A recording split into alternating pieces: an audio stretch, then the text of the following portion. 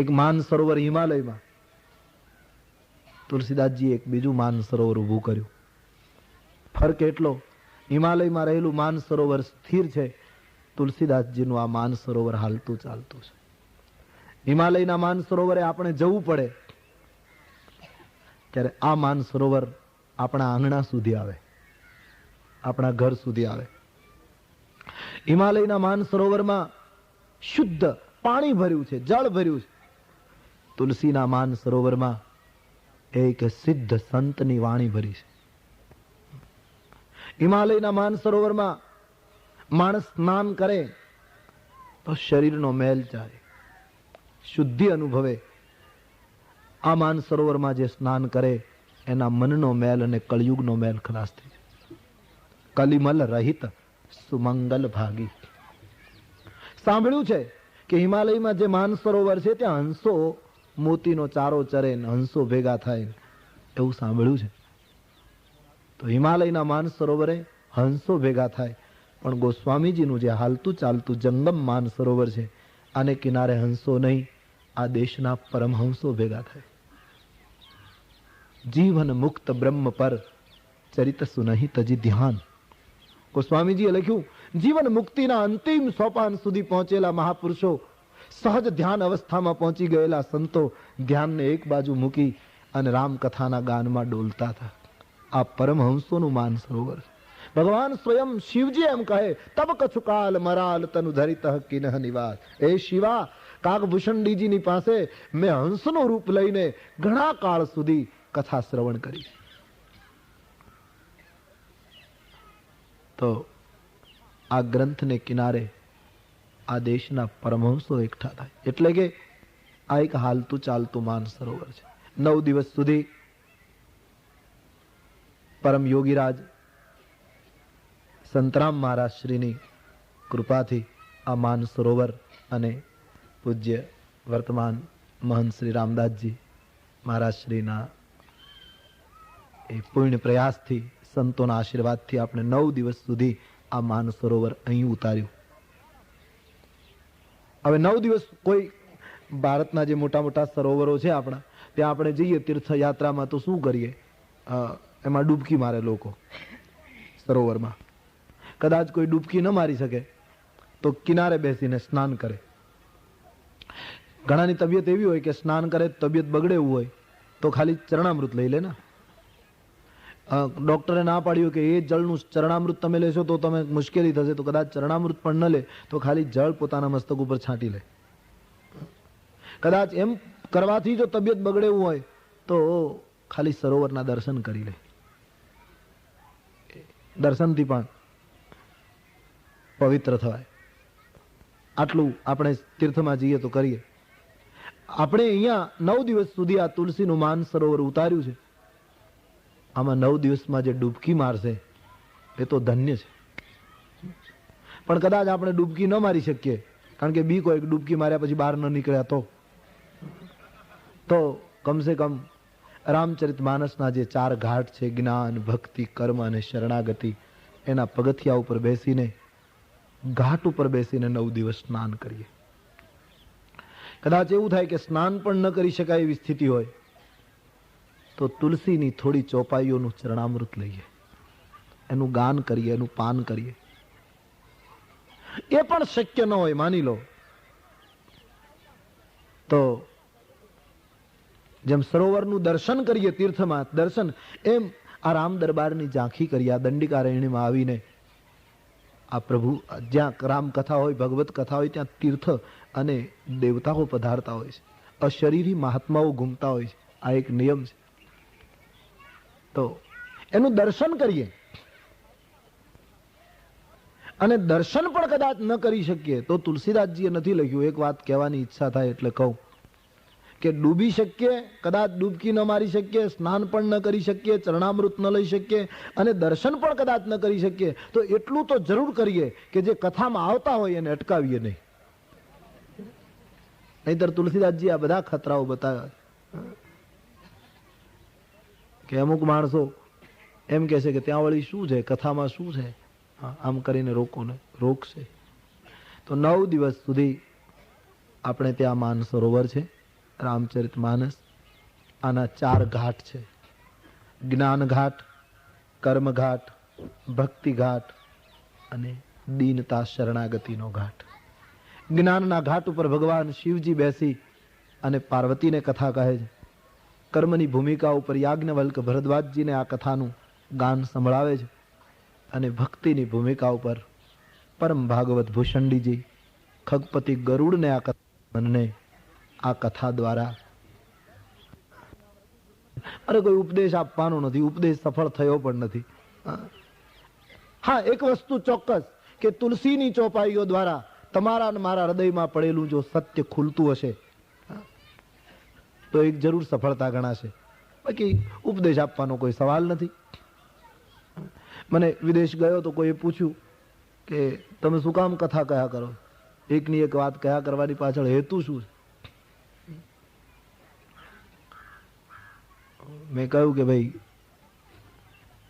આ મારું જીવન છે. માણસે જેમ શ્વાસ લેવો જોઈએ જીવવા માટે, એમ રામાયણનું ગાન એ મારું જીવન થઈ ગયું.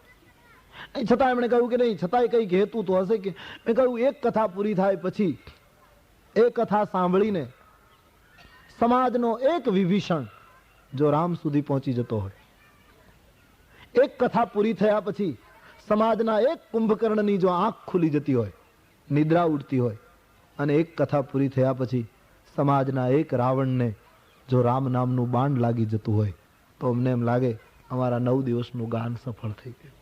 આ હેતુ છે એની પાછળ. સફળતા કે અસફળતા આ એક માર્ગ જ એવો છે કે આમાં સફળ કે અસફળ બંનેમાં ફાયદો હોય. સફળ થઈએ તોય ફાયદો, અસફળ થઈએ તો ફાયદો. તો આ સંતની ભૂમિ પર, વીર પુરુષની ભૂમિ પર 9 દિવસ સુધી બેસીને મારે તમારે રામાયણની ચોપાઈઓનું ગાન કરીશું આપણે સાથે, અને 9 દિવસ સુધી આપણા જીવનનું દર્શન કરીશું. ભગવાનને પ્રાર્થના કરીએ કે 9 દિવસ પછી અમે કંઈક બદલાઈને અહીંથી ઊભા થઈએ. અમે પલાઠી વાળીને બેઠા હોઈએ તો અમારા જીવનમાં ઊભા થઈએ 9 દિવસ પછી. અમે ઊભેલા હોઈએ તો 9 દિવસ પછી અમે ચાલતા થઈએ. અમે ચાલતા હોઈએ તો 9 દિવસ પછી અમે દોડીએ. આજે કથાઓ દ્વારા, સંતોના પ્રવચનો દ્વારા માનવ થોડોક ભરાયો છે. અને તેથી છેલ્લા 10 વર્ષમાં તમે જોશો તો ખ્યાલ આવશે, કથા તરફ લોકોની ઘણી રુચિ વધી છે. અને ખાસ કરીને યુવાન વર્ગ. નહીતર તો કથા એટલે આપણે ત્યાં મોટે ભાગે ભાગવતજીની કથા થતી, અને એ પણ પિતૃઓની પાછળ 3 જણા બેઠા હોય ને એક વાંચવા વાળો હોય. 3માં એક જણને ફરજિયાત બેસવું પડે ને 2 વેવાય વેલામાંથી કોઈ આવ્યા હોય. આવી પરિસ્થિતિ હતી. હવે કથામાં એક નવી ક્રાંતિ, એક નવો સળવળાટ દેખાય છે. એક સારી નિશાની છે. લોકો કંઈક ભરાય છે. લોકોને એવું લાગે છે કે ભગવત કથાના શ્રવણથી માણસ કંઈક બદલાય છે. સતત કથા સાંભળો. જે કથા કહેતું હોય, જેટલો સમય મળે ભગવત કથાનું શ્રવણ કરો. તુલસીદાસજીએ કહ્યું છે, સંત દરસ અરુ હરિ કથા તુલસી દુર્લભ દો. કળયુગની અંદર સંતનું દર્શન અને પરમાત્માની કથા દુર્લભ છે. તમે આપણે ગામડામાં રહેનારા સમજી શકીએ, નોળીઓ અને સાપ આ બંનેને વેર હોય છે. એ હંમેશા લડતા હોય છે. નહીતર એને કઈ નાતથી સંબંધ નથી, જુદી નાતના છે. નોળિયો છે એ વિષ વગરનો પ્રાણી છે, સાપ છે એ વિષ વાળું પ્રાણી છે. છતાં એ બંનેને બહુ તકરાર થયા કરે. સાપ નોળિયાને કરડે, દંશ દે, છતાં નોળિયો મરતો નથી, સાપને મારી નાખે. જેને આપણા ગામડાના ખેતરોમાં, આપણે ગામડાના લોકો એટલે સમજી શકીએ નોળિયો અને સાપની લડાઈ જોઈ. એનું કારણ શું છે? પેલામાં વિષ ભર્યું છે, પેલો વિષહીન છે. સાપ એક મોટો કાળ છે સાક્ષાત, પેલો બિચારો સામાન્ય. છતાં નોળિયો વિજયી થાય છે. એનું કારણ,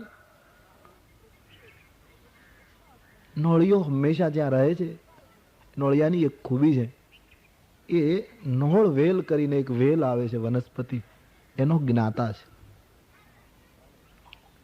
સાપ એને કરડે એટલે એ સીધો ભાગે અને પેલી નોળ વેલને સૂંઘી આવે. એ સૂંઘી આવે એટલે એનું વિષ ઉતરી જાય, વિષ કારગત સફળ ન થાય. વળી પાછો યુદ્ધે ચડે, વળી પેલો સાપ એને દંશ દે, વળી નોળ વેલ સૂંઘી આવે, વિષ જતું રહે. એમ પેલો કરડ્યા કરે, પેલાનું વિષ સૂંઘ્યા કરે એટલે ઉતર્યા કરે અને પરિણામે છેલ્લે સાપને ખલાસ કરે. એમ સંસારનો સાપ મને તમને કરડેલો છે, વારંવાર દંશ દે છે.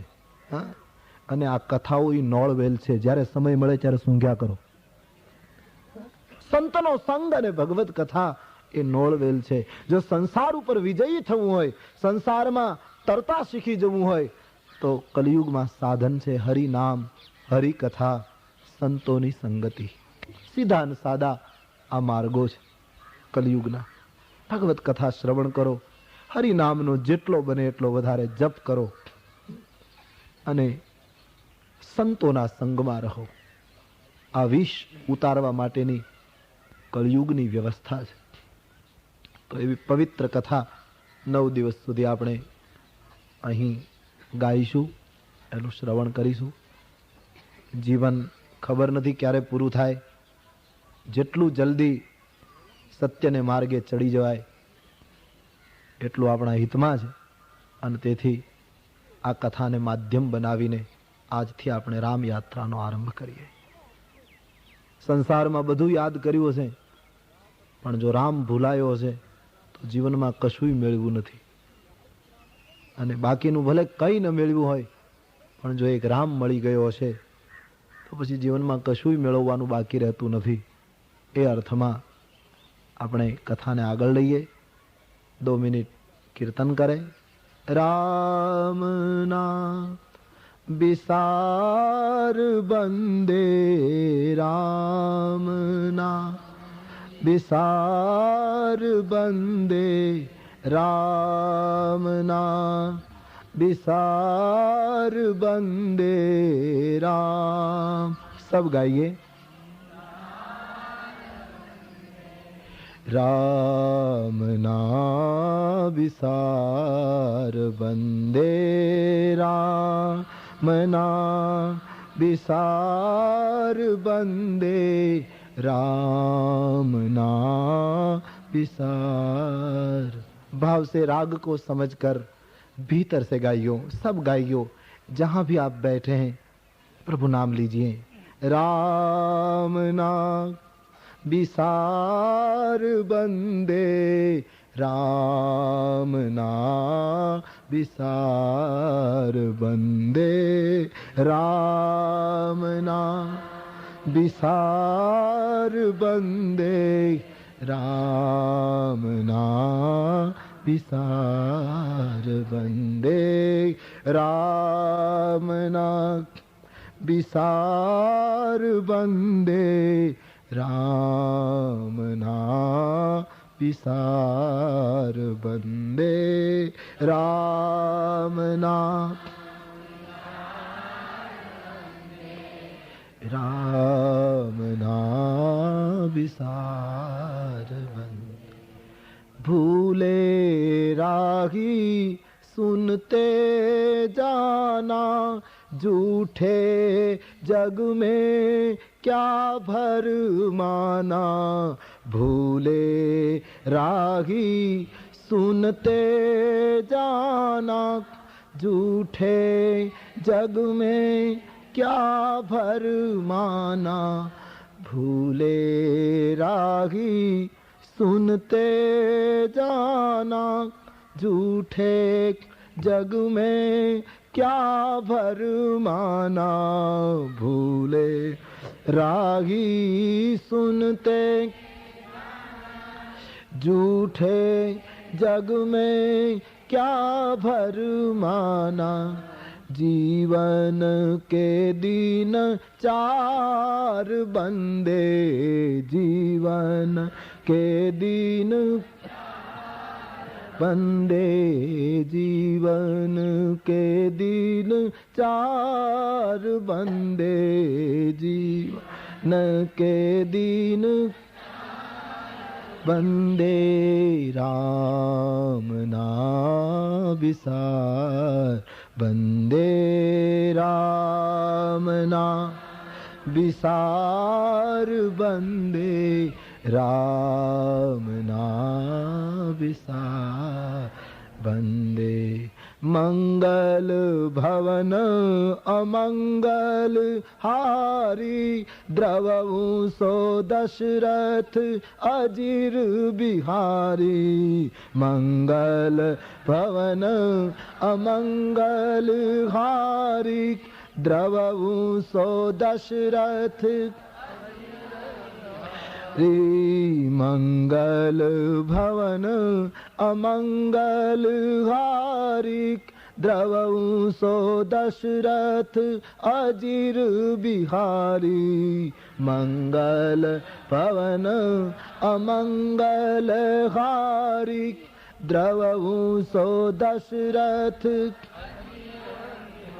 जय जय जय हनुमान गोसाई, कृपा करो गुरु देव की नाई। जय जय जय हनुमान गोसाई, कृपा करो गुरु देव की नाई। जय जय जय हनुमान गोसाई, कृपा करो गुरु देव की नाई। जय जय जय हनुमान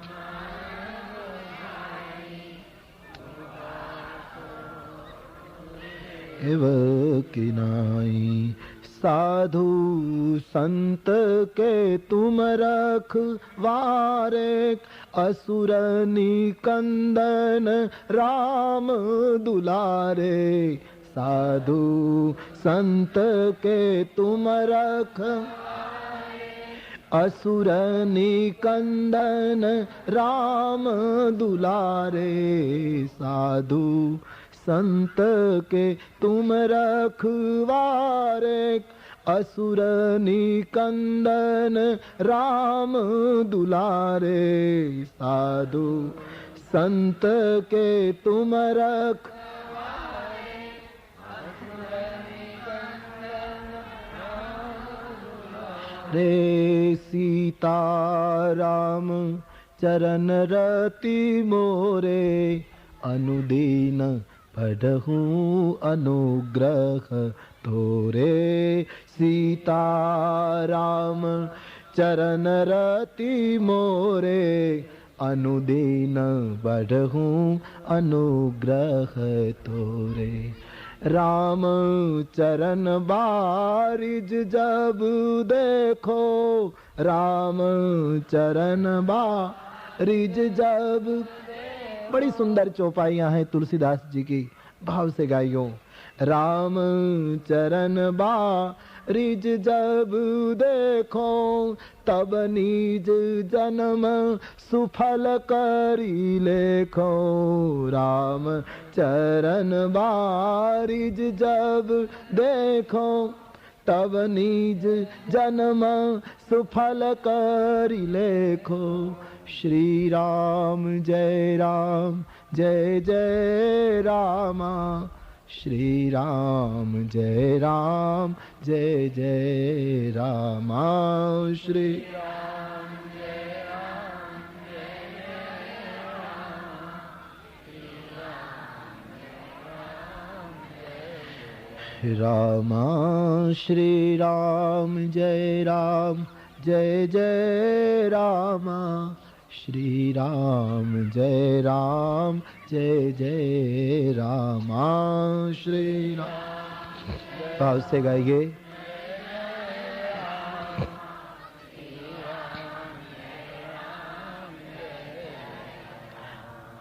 श्री कृष्ण गोविंद हरे मुरारे, हे नाथ नारायण वासुदेव।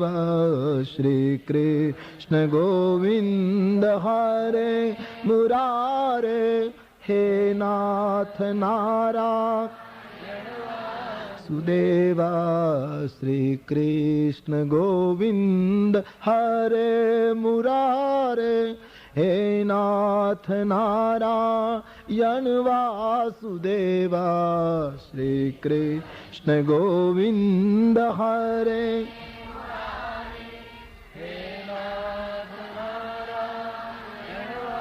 वासुदेवा श्री राम जय जय राम श्री राम जय जय राम श्री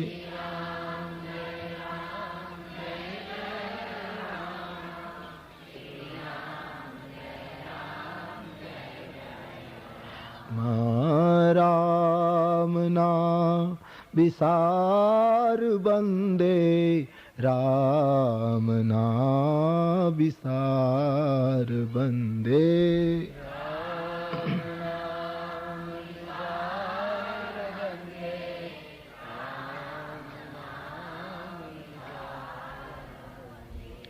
बागों में फूल खिलते नवी शब्द पर ध्यान दें आप बागों में फूल खिलते नवीने नित्य रंगीले और रसीले बागों में फूल खिलते नवीने नित्य रंगीले और रसीले बागों में फूल खिलते नवीने नित्य रंगीले और रसीले बागों में फूल खिलते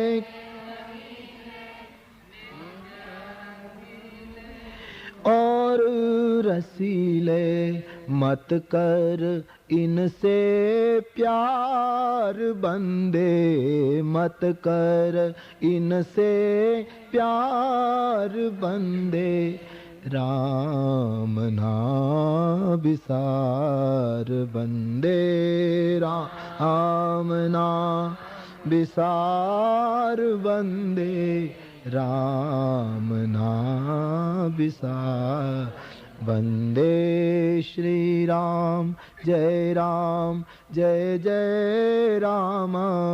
श्री राम जय जय राम श्री राम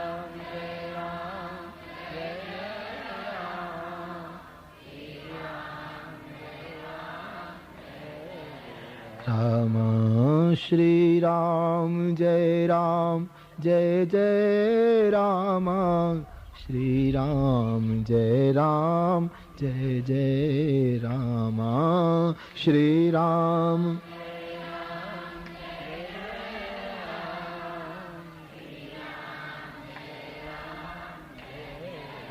राम श्री राम जय जय राम श्री राम जय जय राम श्री राम जय राम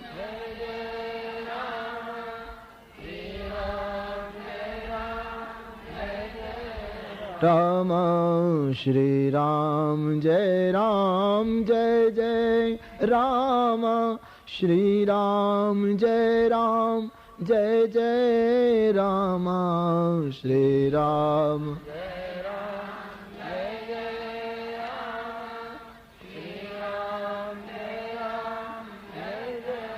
राम श्री राम जय जय राम श्री राम जय जय राम श्री राम जय राम श्री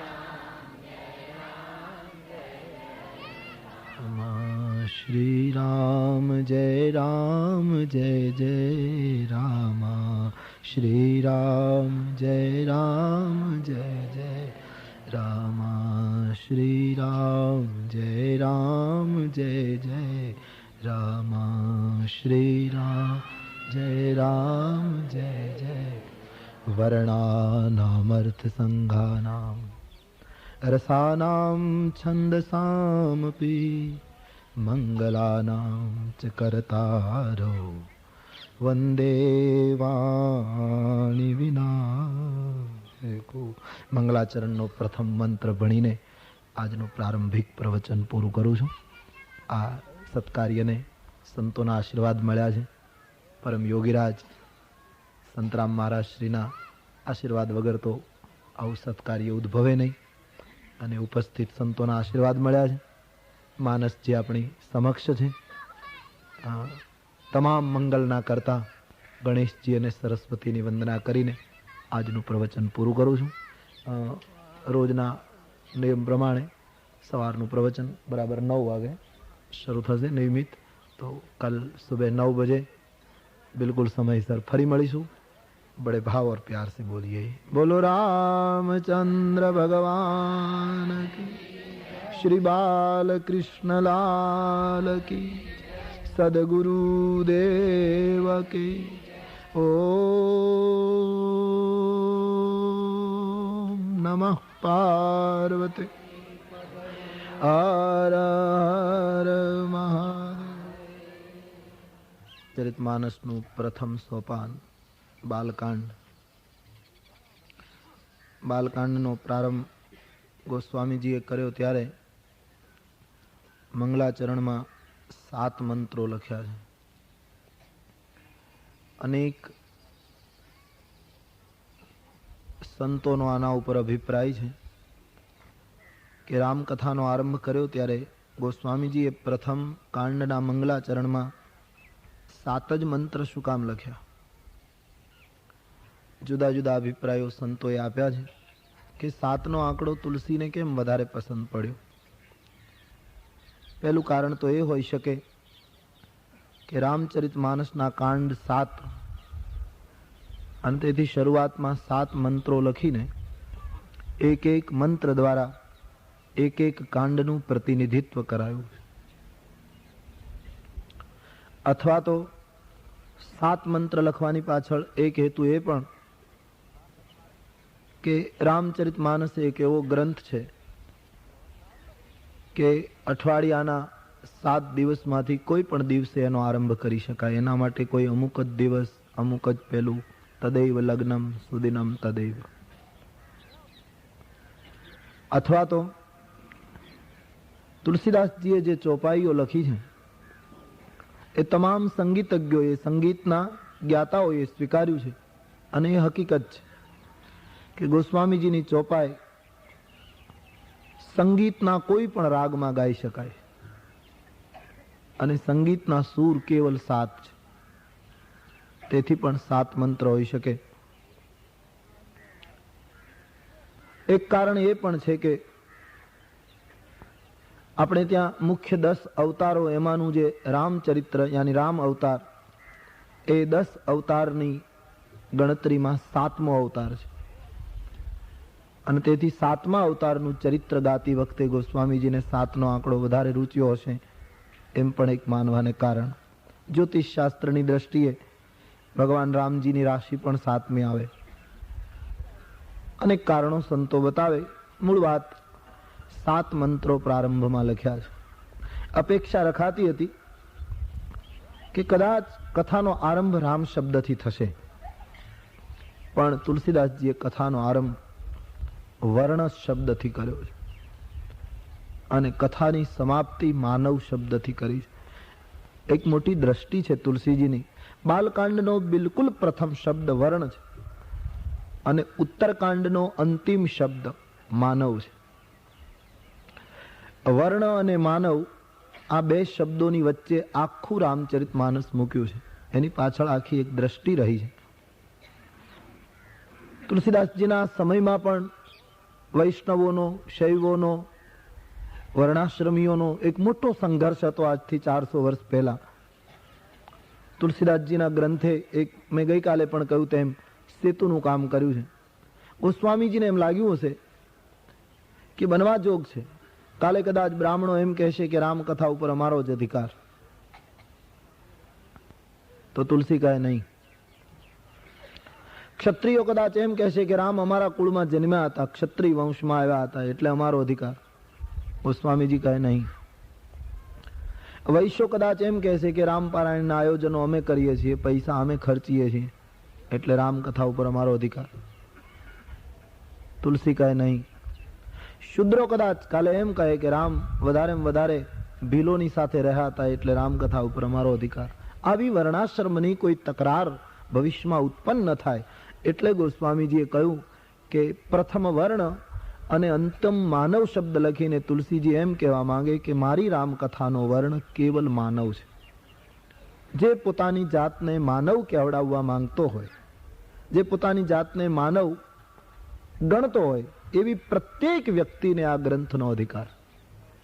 પછી આ દેશમાં રહેતો હોય તોય ભલે, વિદેશમાં રહેતો હોય તોય ભલે, ગમે તે માણસ હોય, તો સમગ્ર માનવ જાતનો આ ગ્રંથ છે. વર્ણાશ્રમની તકરાર ઉત્પન્ન ન થાય એટલા માટે વર્ણ શબ્દથી આરંભ છે. બીજા અર્થમાં ઉપનિષદની ભાષામાં કહીએ તો અવર્ણ પરમાત્મા માનવ વર્ણમાં પ્રગટ થયા એટલે તુલસીનું ઉદ્ઘાટન વર્ણ શબ્દથી થયું. જેને ઉપનિષદકારો અવર્ણ કહે છે એ પ્રભુ વર્ણિત થયા, એની માનવ રૂપમાં પધાર્યા એટલા માટે પણ વર્ણ શબ્દથી. કારણ ગમે તે હોય પણ પ્રથમ મંત્રની અંદર તુલસીદાસજીએ ગણપતિ અને સરસ્વતીની સ્તુતિ કરી. વર્ણાનામ અર્થ સંઘાનામ રસાનામ છંદસામપી મંગલાનામ ચ કર્તારૌ વંદે વાણી વિનાયકો. વાણી અને વિનાયકના ચરણ કમલમાં વંદન કરીને કથાનો આરંભ થાય છે. બીજા મંત્રમાં શિવ અને પાર્વતીની સ્તુતિ છે. ભવાની શંકરો વંદે શ્રદ્ધા વિશ્વાસ રૂપિણો યાભ્યામ વિનાન પશ્યંતિ સિદ્ધાહ સ્વાંતસ્થમીશ્વર. શિવ અને ભવાનીની સ્તુતિ કરતા ગોસ્વામીજીએ કહ્યું કે શંકર ભગવાન એ વિશ્વાસનું સ્વરૂપ છે અને પાર્વતી એ શ્રદ્ધાનું સ્વરૂપ છે. શ્રદ્ધા અને વિશ્વાસનું જોડાણ માણસના જીવનમાં ન થાય તો ગોસ્વામીજી પોતાનો મત જાહેર કરે છે કે યોગીઓને પણ હૃદયમાં બેઠેલો બ્રહ્મ દેખાય નહીં. હૃદયમાં વિરાજિત બ્રહ્મને પામવા માટે શ્રદ્ધાનું કન્યાદાન વિશ્વાસના હાથમાં થવું જોઈએ. વિશ્વાસ એ શિવ છે, શ્રદ્ધા એ પાર્વતી છે. એ જેમ દંપતી છે એમ જેના જીવનમાં શ્રદ્ધા અને વિશ્વાસનો સુભગ સમન્વય થાય એ માનવ પ્રભુને પામી શકે. તો શ્રદ્ધા અને વિશ્વાસના પ્રતીક સમા શિવ પાર્વતીની વંદના કરી. શંકર સ્વરૂપ સમગ્ર જગતના જે ત્રિભુવન ગુરુ ગણવામાં આવ્યા છે, જેના લલાટમાં વક્રચંદ્ર સોહે છે, તે પરમાત્માની સ્તુતિ કરી.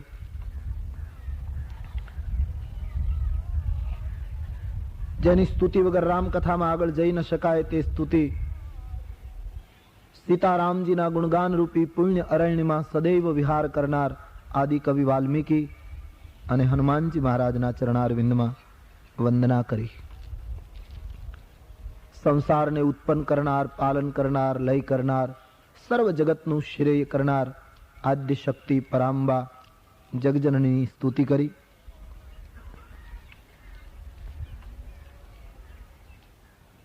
જેને જાણ્યા વગર જગતની ભ્રાંતિઓ સતત માનવીને સાચી લાગ્યા કરે છે એ પરમ પ્રકાશ રૂપ પરમાત્મા તત્વની સ્તુતિ કરી. રામ તત્વની સ્તુતિ કરી.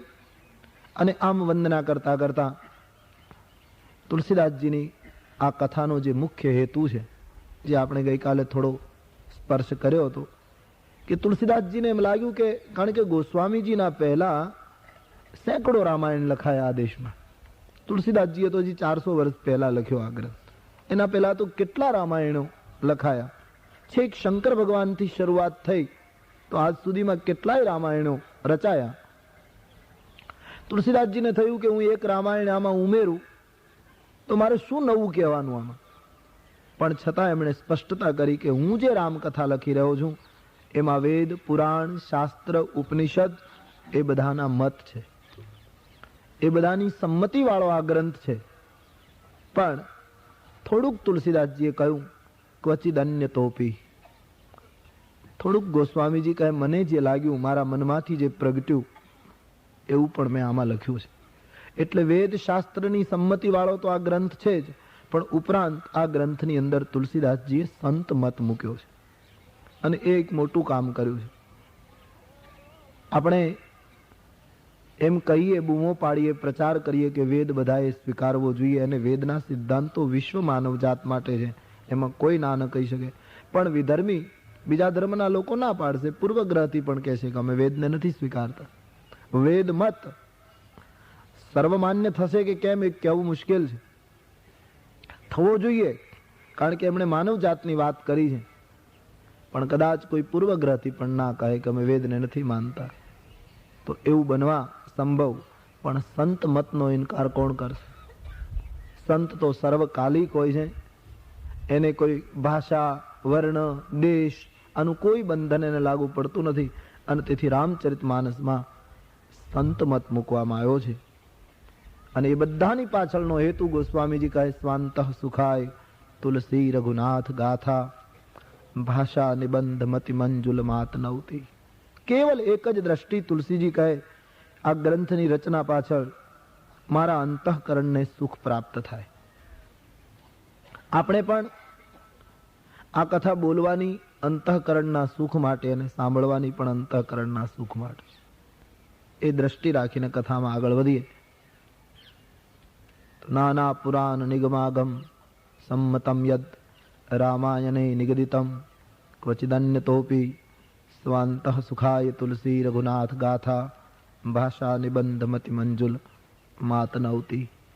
અને પછી ગઈકાલે મેં કહ્યું તેમ કે સંસ્કૃતના આટલા મહાન વિદ્વાન હોવા છતાં તુલસીદાસજીએ એકદમ સીધી અને સરળ ભાષામાં આ ગ્રંથની રચના શરૂ કરી. એકદમ હિન્દી ભાષામાં, પ્રાદેશિક ભાષામાં. શરૂઆતમાં 5 સોરઠા લખ્યા.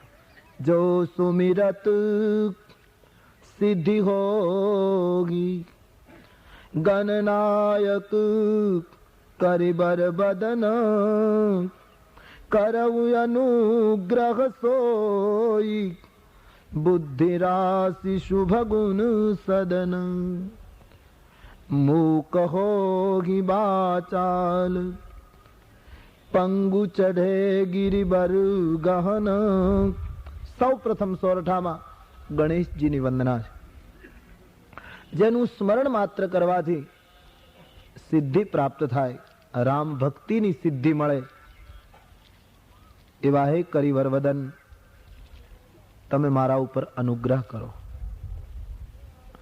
જેની કૃપાથી મૂંગો બોલે, લંગડો પર્વત ઓળંગે, મુકમ કરોતિ વાચાલમ મૂક હોહી બાચાલ. એવા હે પ્રભુ, તમે મારા ઉપર દયા કરો.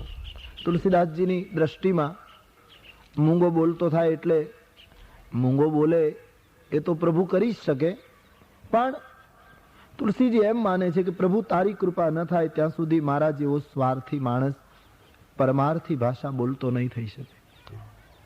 અને જ્યાં સુધી માણસ પરમાર્થી ભાષા ન બોલે ત્યાં સુધી ગોસ્વામીજીના દર્શનમાં બધા મૂંગા છે. તુલસી તો એક જ માને છે, રામ નામ બિનુ ગિરા ન સોહા. માણસ ત્યારે જ બોલતો થયો જ્યારે માણસની એક એક શબ્દમાંથી સત્ય પ્રગટે. પરમાત્મા કૃપા કરે ને લંગડો પર્વત ઓળંગે, એમાં કોઈ અશક્ય નથી જ, પણ ઈશ્વરની કૃપાનો આટલો સંકુચિત અર્થ તુલસીના શાસ્ત્રમાં નથી.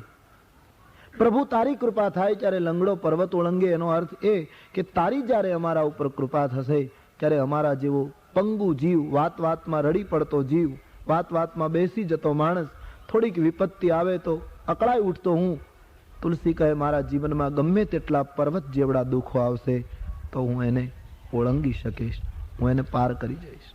આપ મારા ઉપર દયા કરે. ત્રીજો સોરઠો. નીલ સરોરુહ શ્યામ તરુણ અરુણ બારિજ નયન કરહું સોમમ ઉર્ધામ સદા ક્ષીર સાગર શયન. જેમ ત્રીજા સોરઠામાં સ્તુતિ છે લક્ષ્મીનારાયણ ભગવાનની કે આપ જેમ ક્ષીર સાગરમાં શયન કરો છો એમ કાયમ મારા હૃદયમાં આપ નિવાસ કરો. લક્ષ્મીનારાયણની પ્રાર્થના. ચોથો સોરઠો. કુંદ ઇન્દુ સમદેઘ ઉમારમન કરુણા અયન જાહી દીન પરનેહ કરહું કૃપા મર્દન મયન. કામદેવને બાળનાર ઉમા રમણ શિવ અને પાર્વતીની સ્તુતિ ચોથા સોરઠામાં કરતા કહ્યું, કરહું કૃપા મર્દન મયન, તમે મારા ઉપર કૃપા કરો. અને પાંચમા સોરઠામાં ગુરુ વંદના.